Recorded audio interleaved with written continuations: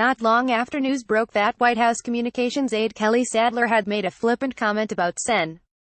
John McCain's impending death from brain cancer, President Donald Trump gathered a small group of staffers in the Oval Office.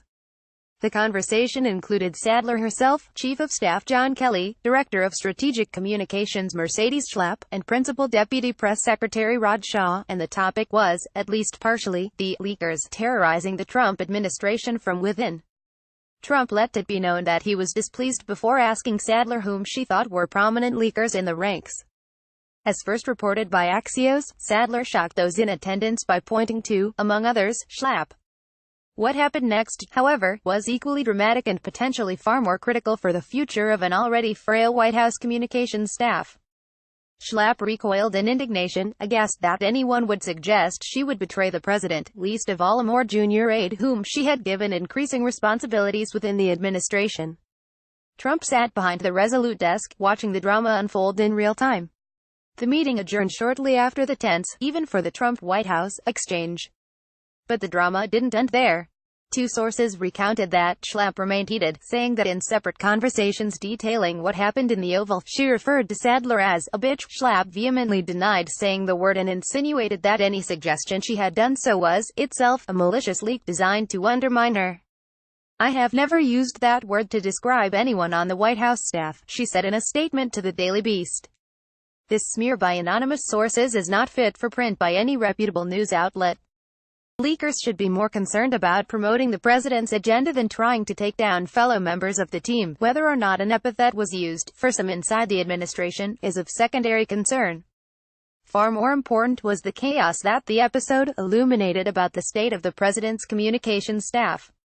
After weeks of trying to patch together a coherent operation, the framework appears to be falling utterly apart. Leaks, chief among them the one involving Sadler's McCain comments, have decimated morale. But factionalism was the real poison, with aides growing more and more convinced that enemies within are spreading gossip and innuendo to enhance their own standing. The end result is a Trump White House that more closely resembles scenes from the kind of reality TV that Donald Trump used to host before he became leader of the free world. The only thing that would have made this scene better is if Omarosa were somehow involved in it, a former West Wing official said, obviously referencing Trump's hit TV show The Apprentice, of which Omarosa Manigault was a recurring villain, years before she became an actual Trump administration official. Shaw said in a brief statement, "In my conversations with Mercy and others, she did not use that word." Kellyanne Conway, counselor to the president, conveyed something similar. Other White House officials, when asked about the incident, pointed the Daily Beast to past press briefings where spokespersons have said that it is an internal staff matter that will be handled and discussed internally. But sources close to the president suggested that firings would come sometime soon and that they would be targeting members of the communications team. Late last week, Schlapp and Press Secretary Sarah Huckabee Sanders met to discuss potential personnel changes as a means of stemming the flow of White House leaks. And according to two administration sources, Sadler's name was among those raised as a possible target for dismissal. Sadler had appeared to have weathered the storm following her controversial comments on McCain. But some officials who spoke to the Daily Beast described her calling out Schlapp as a potentially fatal mistake. You are now subscribed to the Daily Digest and Cheat Sheet. We will not share your email with anyone for any reason. It wasn't her only slip-up, either. Early last week, Sadler sent a series of White House talking points to a large email list of academics and think tank scholars. But she forgot to BCC the recipients, as is standard, instead including a list of all their email addresses at the top of the message, a copy of which was reviewed by the Daily Beast. It was a small hiccup but still another blemish for a press shop eager to appear less amateurish.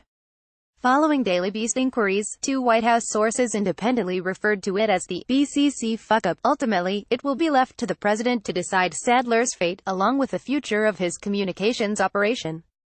Those close to Trump said he was not turned off by the McCain comment. If anything, it may have helped her, at least momentarily. This White House has no shortage of infighting and backstabbing, one White House official said. But what Kelly did, that takes a gigantic pair of balls.